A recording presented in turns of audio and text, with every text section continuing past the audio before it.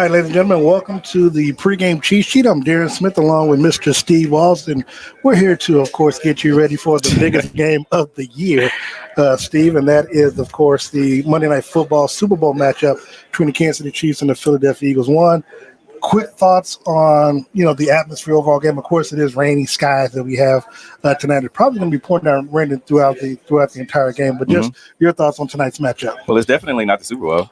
I mean, and it's not Arizona, but we're getting a little bit of rain. But, one thing, if you think about it, and a lot of Chiefs fans understand it, the players don't look at it as though, we're worrying about the rain. We're worrying about what our matchup is and what we need to do. So when you think about just the whole atmosphere, I think it's going to be electric.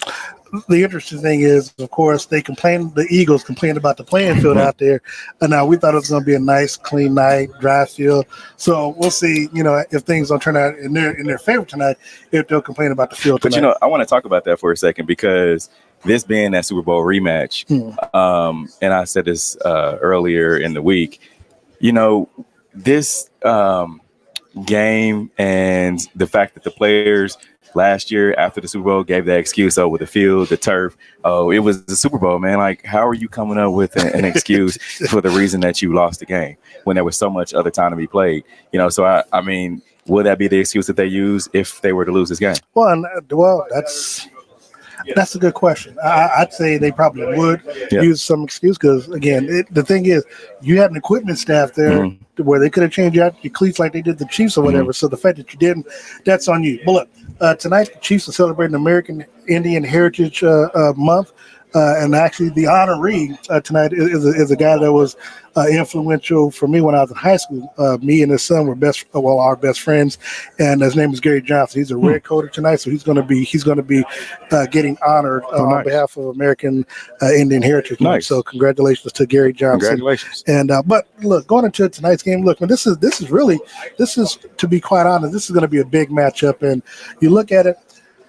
Coming to this game, the Philadelphia Eagles are 8-1, Chiefs are 7-2. Both teams lead their respective conferences. This is actually the first time in NFL history that the two teams who met in the previous Super Bowl, and when they meet, later on, if they meet the following season, that this is the best record that they've had, for a quote unquote rematch. Jalen Hurts, of course, he's playing outstanding football. He is, I believe, behind Patrick Mahomes in the Las Vegas MVP odds. So what do you think about how they've been playing so far? Like, their only losses coming against the New York Jets. Kansas, they're coming off of their bye week along with the Eagles, but they're coming off of a win against the Miami Dolphins in Germany, where you and I were both at. Their two losses have come against, in the season opener, the Detroit Lions. They had won 6 games in a row, then ended up losing the game to the Denver Broncos Sunday afternoon, the week prior to them going to Germany. So when you see these two matchups and you see these two teams, you see that they're coming into the game, both on I guess big wins that you could say. Give me your thought process on the mindset of the Eagles coming in, knowing that they haven't beat Andy since he's left there. They're 5. Of course, the Chiefs are 5-4 against them. They've won the last 3 games, including again the 1-0 matchup that they had in the Super Bowl. Well, that's the two top teams in the league. As far as bragging rights goes, on paper, they're the two best teams. Of course, the Eagles coming in with the best offense in the league, one of the best offenses in the league, and then the Chiefs coming in with the best defense in the league. I think the Chiefs are number 2 or number 3 overall defensively, and I think when it comes to scoring defense, they're number 2. Yeah, so also the Super Bowl rematch, right? They weren't able to be victorious in the Super Bowl. Now, I heard some of the Eagles players earlier in the week talking about, they don't look at it as they're going for the ring. Like, the ring has already been lost. This is a new season. They have, goals to be able to get back to the Super Bowl. So I feel like this is a bragging rights game for the Eagles, and it's going to mean more for the Eagles than it will the Chiefs. Yeah, and of course, we've heard from Jason Kelce this week, who has said that he's kind of taking this matchup personal. He has lost the 3 games that that he's played against the Chiefs, and he's never been able to beat his brother. Yeah, well, that's, you think about it that way too. Yeah, and he's mentioned that as well. Now, of course, the elephant in the room, so to speak, Taylor Swift. She's not expected to be here tonight because of the stuff that took place down in Brazil. There was a death for one of the concert goers down there because due to the heat, one of the shows was postponed to today, and I believe that she's having a show as we speak, so that's why she's not supposed to be here. But her parents are supposed to be here to meet Kelsey's parents. Again, this whole story, I don't get it. I don't want to. Makes good for TV. I don't want to start no online battle with the Swifties because it's not worth it. I love you, Swifties. You're right. But. That's the storyline within the storyline. Sure. But again, you go back to the teams not being able, the Eagles not being able to defeat them. If you're Kansas City, you look at these matchups, and we'll start with the offensive side of football for Kansas City. We know that they've been having problems with the receivers, the drop passes, but more so in recent games, they've had problems when it comes to the penalties. And that's something I remember asking Andy after the game. They had 9 penalties. They had 13 penalties overall, but 9 that were accepted. I'm hoping, and I don't know what your thought is on this, but during the bye week and what they've been able to go back and look at on film and what they've seen from Philly, how do you see them, one, cutting down on the penalties, and 2, these wide receivers, accepting the challenge of not dropping passes in this game tonight? I mean, when you look at the penalties, where did most of the penalties come from? Offensive line and also the defensive backs. Yeah. I mean, L'Jarius Sneed had 4 penalties over the last couple of games, right? So I thought he might have 4 penalties in one game period. Yeah, and listen to Coach Spags, defensive coordinator for the Chiefs earlier this week. He talked about it just being the cost of doing business, right? Like, on the defensive side of the ball, I understand that. But on the offensive side of the ball, most of those came from the offensive line. Their 2 bookends, the new guys to the group. I feel like they understand their assignment now. We didn't see a lot of that, when we were in Germany against the Dolphins. So have they learned from it? I would say yes. You think about Andy Reid being like the Tinker Hatfield for the Kansas City Chiefs. He's great coming off of the bye week. And the Eagles know that, the Chiefs know that, and they're coming into this game both, I think, anxious, ready to play. With the field being the way it is, being wet, I don't know. Obviously, currently, it's not raining. The rain is hold off for now. Oh, the field's wet. Yeah, the field's wet. But is this a game, in your opinion, where, look, we've had conversations with Andy when it comes to running the football and sticking with the run. Do you foresee them going and staying with the run? If for no other reason, obviously you want to keep the Eagles' offense on the sidelines if we have a weapon like Patrick Mahomes. You mentioned Patrick Mahomes and being a weapon. He likes to throw the ball in the rain. However, you have a guy like Isaiah Pacheco coming in. To me, he hasn't been utilized as they utilized him last year. Now, granted, teams didn't have a lot of film on Pacheco early in the season. Well, later on in the season, because he started, week 5, I believe? Week 3. Week 3? Okay, so he became the starter as a running back. Teams really didn't know. You had to go back to his college film and just in preseason to see what, how his ability to run the ball. But then looking at this year, they really haven't utilized him, even on short yardage. You get Andy Reid that, of course, they want to throw the ball, but, I mean, it's third and short yardage, 31, 32, run the football. You talked about it when we were in New York. I mean, that was the game. I think Pacheco had at least 20 plus carries and ran for over 100 yards, and from scrimmage, I think he had maybe 145, 150 yards. Yeah. What's different between that game and where we are today? Well, that's what's going to get you. That game, perfect Sunday night setting, weather was great, and you played a great defense. Yeah, a little bit of motivation because he was at home too. Well, that's what I'm saying. But you also had you played a team that was motivated because you didn't get the Aaron Rodgers Mahomes matchup, and so now, but that defense elevated the play. That was, I think, Zach Wilson's best game of the season before he got benched this past weekend. But it's a third string. Yeah, to third string. But now you look at tonight's game again. The weather's kind of inclement. When you should have been running the ball against the Denver Broncos, where Mahomes was a little under the weather to try to protect himself. I think in this game tonight that's probably I think they should focus more so on the running game because the situation to me kind of calls for it. Now, looking at other teams around the league, if you're not a running team, quote unquote, right, and that's not your MO, can you change that mid-season? Well, the reason why I know you can because I've seen it happen. Yeah. I think you remember this. I think it was 2020 during the COVID season. The New England Patriots went up to Buffalo, and the weather was so bad that Bill Belichick ran the ball like 45 times. He didn't care how ugly it was, but I think it was strong winds, and I can't remember if it was snow. I think it was snow on the ground, but they ran the ball 45 times and found a way to beat the Buffalo Bills again. It wasn't a pretty game, but they walked away with a win. And this is the thing that I always talk about, and that's the difference between Coach Belichick and Coach Reed. The fact that Belichick can do whatever it takes. He'll claw and hammer whatever it takes to win the ball game. And Andy Reid, come hell or high water, he's going to throw the ball. We've seen it. Yeah. Well, and that's what makes me. I always think back to remember the time, when the guy told him in the championship game, he's like, Coach, you got to do something they not expect you to do. Yeah. Kind of go against the grain. Like and I think this would be a game. 4th and 1. Oh yeah. That's a good point. Yeah, that's a whole nother thing. It's like you see, we talk about New England Patriots. We see Tom Brady. You knew 4th and 1 he was going to run the ball. Yeah. I don't feel like Tom Brady was any more durable quarterback than Patrick Mahomes is currently. No, I agree with that. And I'm not going to compare him to Jalen Hurts because Jalen Hurts squats 700 pounds, and so I really feel like they're going to have to do it at some point.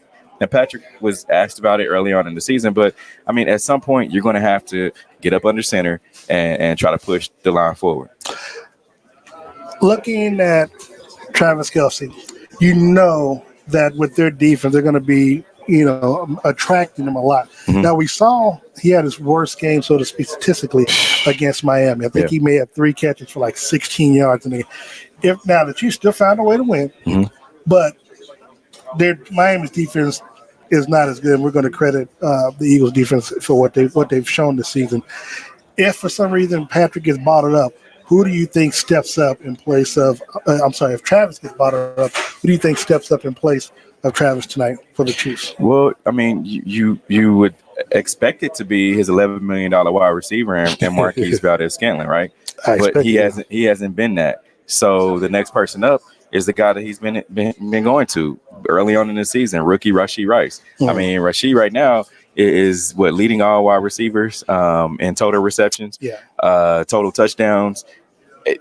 To me, he's the best receiver that you've got, and that's who you need to go to. And I feel like if you just look over Mahomes' career, he's always had that guy that's been that dual wide receiver. You look at Sammy Watkins, you look at Juju Smith-Schuster. Now, no matter what people felt like Juju, how they felt like he was off the field, Juju in the Super Bowl was killer for this team. Yeah. He came up on 3rd down, I believe 7 times in the 4th quarter. So, I mean, you think about that, and if Rashee Rice can be anywhere between a Juju and also any of the other guys, at the top, like Sammy Watkins, I feel like he'll be fine. Jared Bill from USA Today, who we were talking to earlier, he asked me before the show about McCole Hardman and what I think the Chiefs are going to do with him. Now, do you think that he plays a big role? And look, since they got him, he's been more on the special teams. I know, he's gotten a couple catches here and there on offense, but do you think that this could be a game where he kind of shines? Because he didn't get a chance to play in the Super Bowl last year against his team due to injury. He was the only player that was out. Here's the thing. Had a chance to talk to McCole, 2021, when the Chiefs weren't in the Super Bowl. On radio, 2021. I asked him, I said, McCole, when did you take your leap from, understanding the offense and doing it? He said, when they pulled me off of, special teams. Yeah. Same with Tyreek. And I've been saying this. People don't agree with me, but I'm like, once they pull you off special teams, you don't have to worry about that. You just have to worry about being a wide receiver. And I feel like now he's worrying about punt return, he's worrying about kickoff return, and then having to go out there and be a wide receiver. Now, he's a pro. He's not a rookie anymore, not a second year. He's in his 5th year. So, I mean, being a pro, you're supposed to be able to do that, but I still feel like you got to be a different kind of pro to be able to do all 3. So I think that's when he'll make his leap, when they pull him from punt return. Let's look at this last matchup when it comes to the Chiefs offensively against Philly's defense, and that's the offensive line. Now, to their credit, and to his credit, outside of the Miami game, I know we saw his number get called once or twice, and I think Donovan was the one that was the obvious false start play. But the offensive line for the Kansas City Chiefs, they've played better. Again, the penalties are what they are. And again, that's the issue that I have that I'm hoping that they cut down on, because I think if you don't, it'll get you penalties and turnovers. You do not want to turn the ball over to the Philadelphia Eagles. That's just what you don't want to do. How do you see this offensive line stacking up against the D line? Now look, they got a lot of use on their line with their first round draft pick and Jalen Carter.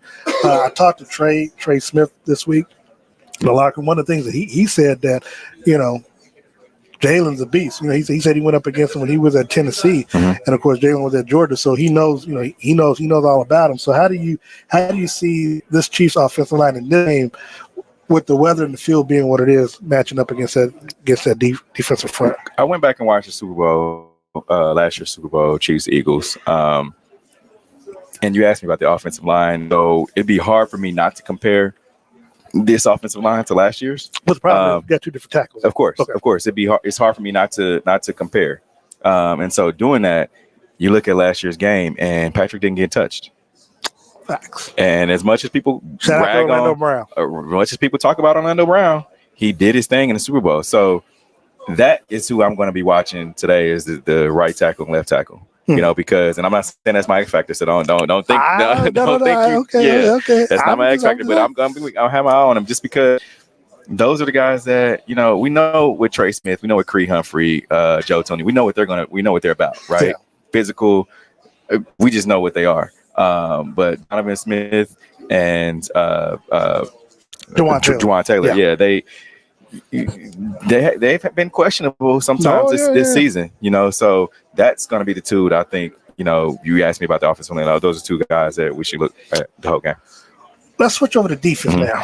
Again, Chiefs defense just off the charts this year. Yeah. I'm not going to take a victory lap, because I said this before the season. We know that. Yeah. But in all seriousness, I do want to ask.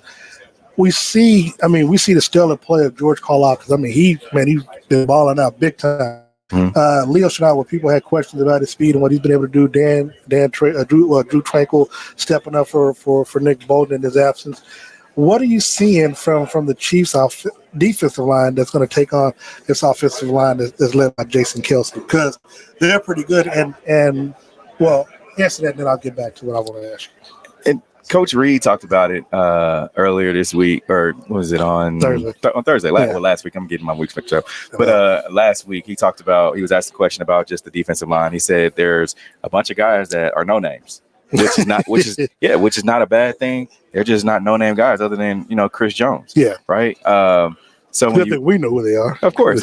Better. But when you look at Mike Dana doesn't get the credit that he deserves. Chris Jones said it. He doesn't get the credit that he deserves. But of course, we've been seeing week in, week out, he's getting 2.5 sacks here, sack and a half there each week. Yeah. And Chris was asked about, he hasn't had a sack in a couple games, right? He started out hot, and then hasn't had that sack. So how does he feel about, because he has money on the line, getting those sacks? And so he said his sacks are going to come. Yeah. He said there's 8 games left. His sacks are going to come. And so that being said, I feel like Chris needs to have a good game. No matter what he's talking about, he has to. So how the defensive line goes, how Chris Jones goes. Well, that and of course, now I think they've taken whatever protection off of Jalen's knee, off his leg, because he's been wearing a brace these last few games. So I think the brace has been off, but the thing is, all the attention that you're giving to Chris, that's where Mike Dana and some of these other players, George Karlaftis, they've been stepping up. And Charles Omenihu. He's been balling as well. So everybody else has their production has gone up because of the focus on Chris Jones, which is good. Yeah. Looking at the linebacker portion again, I think that they've been outstanding, in place of Nick Bolton in regards to Leo Chenal and Drew Tranquil. Of course, we see what Willie Gay does with his athleticism, but that key matchup though for me with them is going to be how do you handle Swift? Because that's going to be that matchup. And of course, if Jalen Hurts decides he wants to run, making sure so that you meet him around the edge and wrap up on those tackles. I agree. Drew Tranquil's been balling. There hasn't been much drop off. You can tell. A little bit, but there hasn't been much drop off.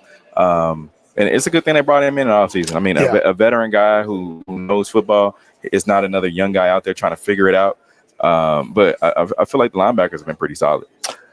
And of course, the matchups that we're all looking forward to, which of course are going to be spotlighted. Now, a part of me wishes I would have recorded the whole Manny broadcast, and we're seeing some of the picks that they're making right now. It looks like Robert Griffin Jr. the third is picking the Chiefs tonight. Only person. Well, no, just started.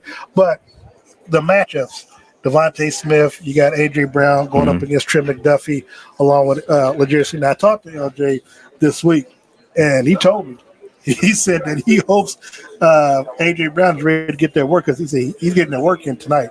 So, I mean, tell me what you think about, the wide receivers for the Eagles, the defensive backs for the Chiefs. It's going to be tough. Now, of course, my question is, will Spags put them in that position? Because if you talk about Swift, they're going to have to put somebody. If Swift starts getting off, you're going to have to put another person in the box, which means Trent McDuffie and L'Jarius Sneed will have to be on that island, so to speak. But the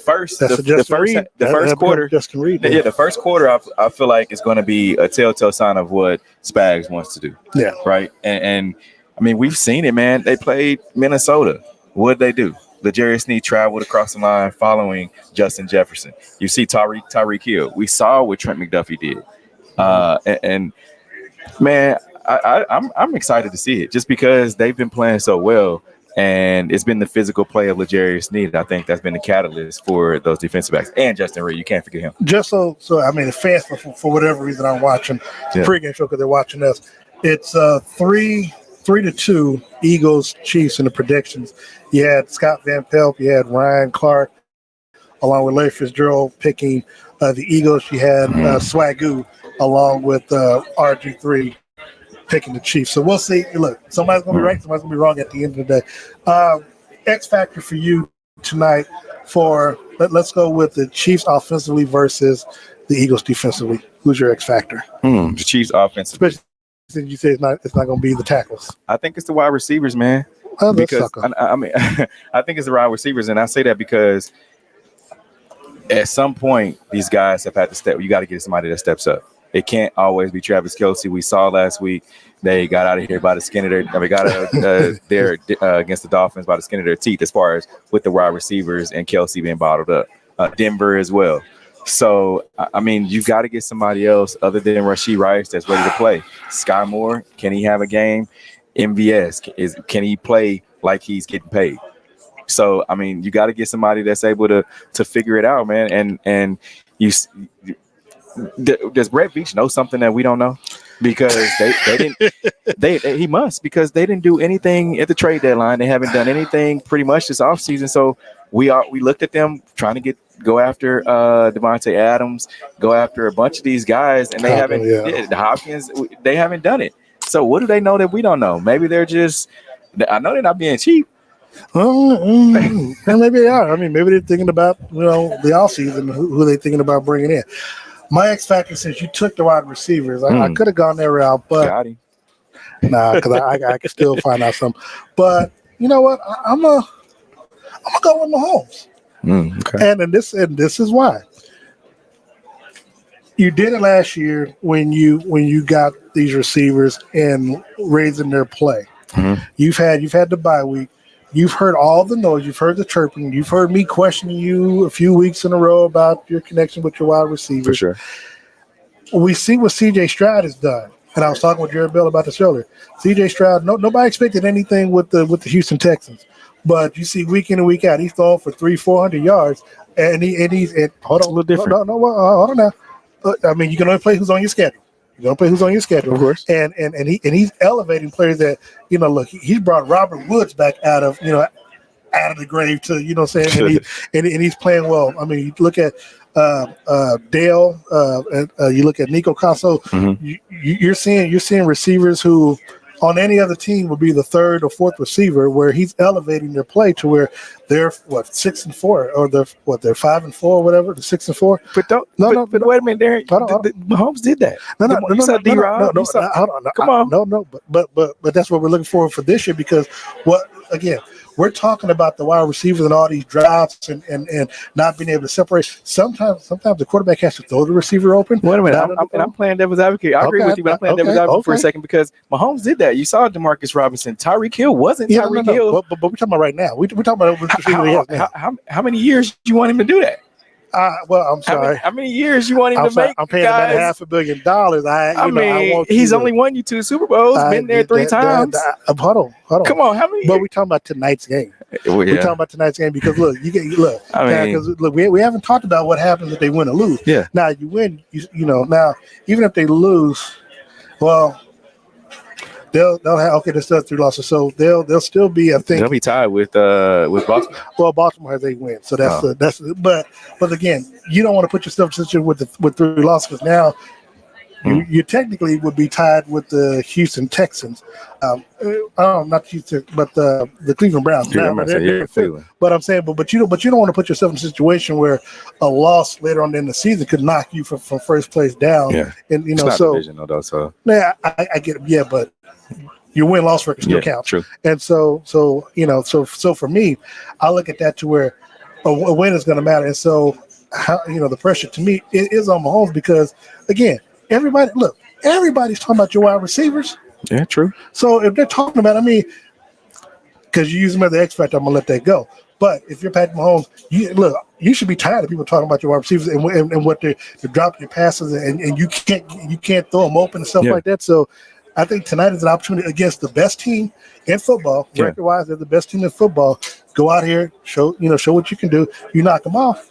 And I asked plus the MVP case too. And I asked both Patrick and Matt Nagy about we saw Michael Jordan do it. We see Bron do it. Kobe, those superstar guys make their teammates better. Got to. And I asked Mahomes, does he take pride in that? And he said, of course he does. Matt Nagy, Chiefs offensive coordinator, said, he doesn't get enough credit for making his guys better, and we don't see it. Hold on, you talking about Nagy getting credit or Mahomes getting credit? Mahomes getting credit for Mahomes getting credit for making his guys better, and he said he does that day in and day out at practice.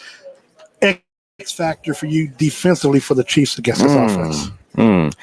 Man, I'm gonna go with the corners. I got 2 skill positions I'm looking at, but I'm going to go. Kick your ass, nigga. I'm not going first. No. I'm going to go with the corners. You want to know why? Good. I mean, look, you get L'Jarius Sneed and you get Trent McDuffie. McDuffie still, I think he's dropped to number 2 Pro Football Focus, best cornerback in the league.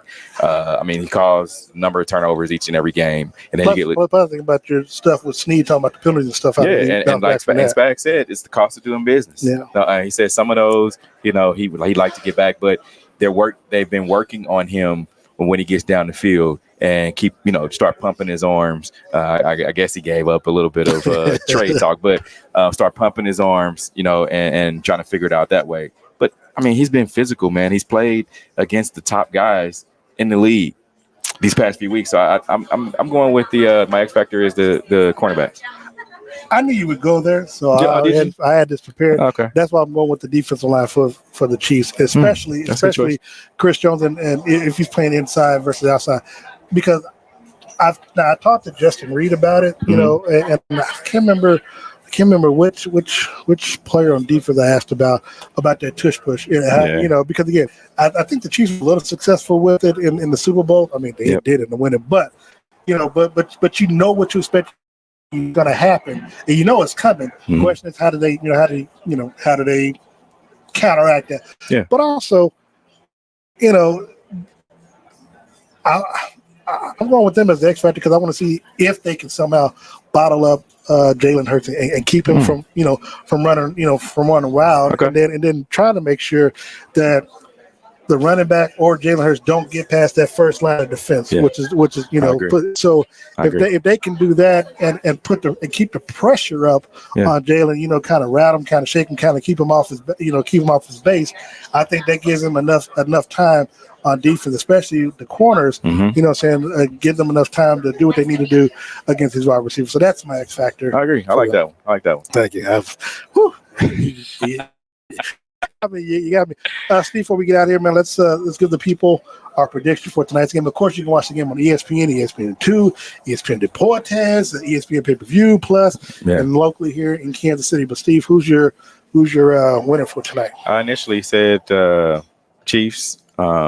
37, 31 or something like that. I don't think it's going to be a shootout, a barn burner like that. I feel like it's going to be more 27-21 Chiefs, 24-21, somewhere in there. Okay. It's going to be more of a defensive battle. I've got Kansas City winning. I think I had them winning like 28-24. I think look, man, the Chiefs don't really blow out. Well, they don't blow out good teams, and so I think this is going to be. I think it's going to come down to the fourth quarter, like it generally is. Yeah, I do think the crowd needs to play a big role in the game. Introducing the defense. Yeah, so I like Kansas City in this game to move to 8-2. And sending Philly down to 8-2, and then we'll see once we cross that bridge. I keep forgetting we got to be in Vegas next weekend, so that's the other thing. I ain't forget. Well, shit, I didn't forget either. But life hits you so fast with 2 weeks of football. Yeah, just being able to watch football. Then we're like 3 weeks since we've been here. Yes, and then it's like, damn. Oh, well, you got Thanksgiving. All right, Thanksgiving. We're on the road again. I'm out there, outside. Before we get out of Steve, want to thank our sponsors. Yeah, for sure. Well, thank you to my friends over at Dealers on Arosa. Remember, go check them out. Holidays are coming. Black Friday's coming. Yeah, go check them out. Thank you for making sure that I had a little pumpkin spice with the orange corduroy. Just thank you for of course. Yeah, thank you, and go check them out. Talk to my friend Heather. She'll make sure that you're taken care of, whether you're a man or woman. Go to men's department, women's department with the shoes. Just go check them out. Oh, I'm glad they got two separate departments for the men and women. Okay.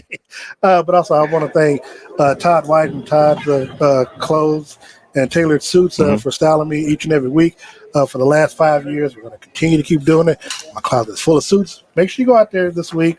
Obviously, as Steve said, look, all these businesses have Black Friday sales and stuff, so make sure you stop out there. 2 locations, one on 20th and Broadway, the other out at the War Park Mall. And then we'd also like to thank, of course, we'd be remiss without thanking G.E.H.A Barbecue for being our sponsor as well. So, you ain't got to tell me you got 5 locations around the metro area. If you need a place to eat, stop there. Let them know we sent you to take good care of you. But Steve, as always, make sure you follow us on social media at Steve Walls KC, at Darren Smith NFL.